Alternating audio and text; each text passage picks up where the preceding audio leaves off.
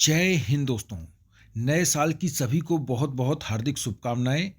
दो बड़ी खबर आई हैं। 8वें वेतन आयोग को लेकर कर्मचारी संघ नाराज हैं।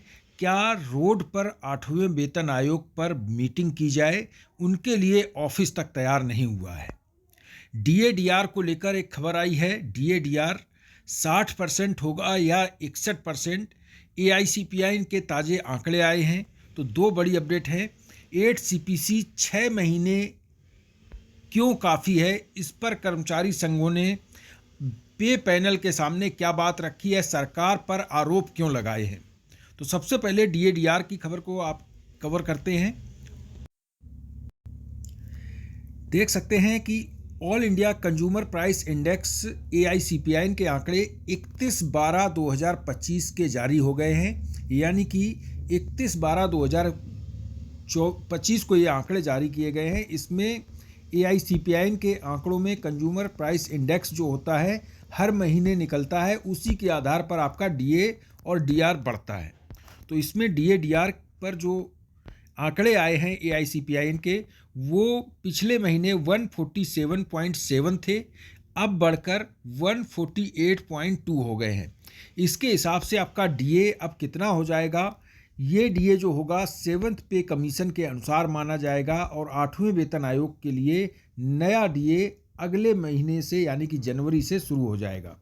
इसके लिए बता दें कि कैलकुलेशन करते हैं कि एआईसीपीआई के इन आंकड़ों के अनुसार आपका डीए-डीआर कितना हो जाएगा। तो अभी तक जो जून 2025 तक जो डीए-डीआर मिल रहा था वो 58.18 यानी कि 58% मिल रहा था। इस पर जुलाई के आंकड़े आए तो 58.52 डीए-डीआर हुआ, अगस्त के आए तो 58.94 हुआ, सितंबर के आए तो 59.31 हुआ डीए-डीआर, अब अक्टूबर में 59.60 हुआ और नवंबर में जो आए हैं 148.2 एआईसीपीआई, उसको अगर कैलकुलेट कर लें तो 59.94% डीए-डीआर हो गया है। यानी कि लगभग 60% डीए-डीआर हो गया है। 58 से 2% की बढ़ोतरी हुई है। अभी दिसंबर 2025 के एआईसीपीआई के आंकड़े आने बाकी हैं। इन आंकड़ों को अगर मैं कैलकुलेट कर दूं तो 60% डीए-डीआर हो रहा है, क्योंकि अभी 59.94 है और एक महीने का और आ जाएगा तो ये लगभग 60.25 तक बन जाएगा। यानी कि राउंड फिगर आपको 60% डीए-डीआर 7th पे कमीशन का मिलेगा।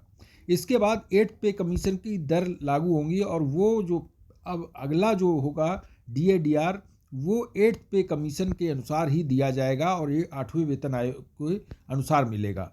ये 60% डीए-डीआर जो होगा 7वें वेतन आयोग में कैलकुलेट माना जाएगा और नेक्स्ट जो डीए-डीआर होगा वो 8वें वेतन आयोग में माना जाएगा। अब सबसे बड़ी बात यह है कि 8वें वेतन आयोग को लेकर क्या चर्चाएं हैं। सबसे बड़ी बात तो यह है कि 8वां वेतन आयोग अभी तक गठित ही हुआ है, लेकिन उनको अभी तक एक कार्यालय ऑफिस तक नहीं दिया गया है। जागरण बिजनेस के मुताबिक 8th पे कमीशन में अभी तक ऑफिस तक निर्धारित नहीं किया गया है। जो पैनल गठित हुआ है उनका अभी ऑफिस तक निर्धारित नहीं हुआ है। ये आरोप लगाए हैं जो कर्मचारी संघ हैं, उन्होंने ये आरोप लगाए हैं और कहा है कि सरकार चाहे तो 8वां वेतन आयोग 6 महीने में भी उसे लागू कर सकती है और गठित होने के बाद वो रिपोर्ट दे सकते हैं, लेकिन सरकार की मंशा कुछ दूसरी है। 8वें वेतन आयोग को बने 2 महीने बीते हैं, फिर भी अभी तक ऑफिस निर्धारित नहीं हुई है। सैलरी बढ़ने से पहले कई सवाल खड़े कर दिए गए हैं और ये सवाल जो खड़े किए हैं कर्मचारी संघों ने किए हैं और उनका मानना है कि सरकार जानबूझकर ऐसा कर रही है। 8वें वेतन आयोग को लेकर देश भर के केंद्रीय कर्मचारी और पेंशनर्स में उत्सुकता बढ़ती जा रही है, लेकिन इसके साथ ही एक चौंकाने वाली हकीकत सामने आई है।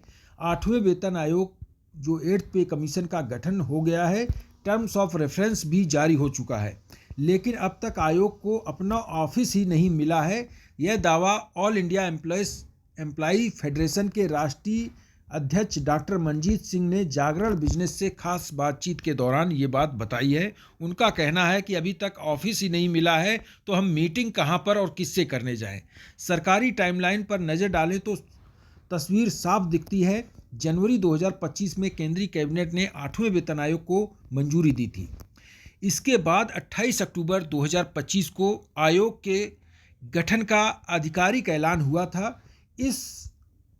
इसमें 3 नवंबर 2025 को टर्म्स ऑफ रेफरेंस जारी किया गया था। मौजूदा 7वां वेतन आयोग 31 दिसंबर 2025 को खत्म हो चुका है।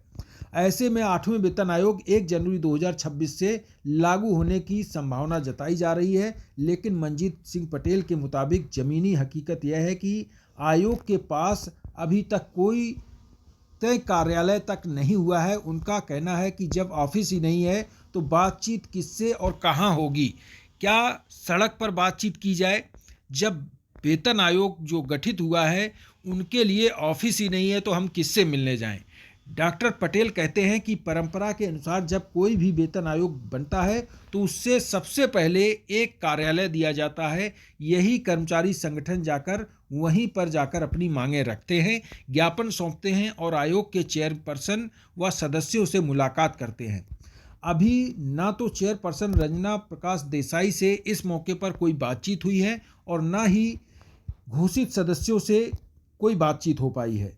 वजह साफ है, आयोग के पास ऑफिस ना होना। ऐसे में कोई घर जाकर तो बात नहीं करेगा, उनका ये कहना है।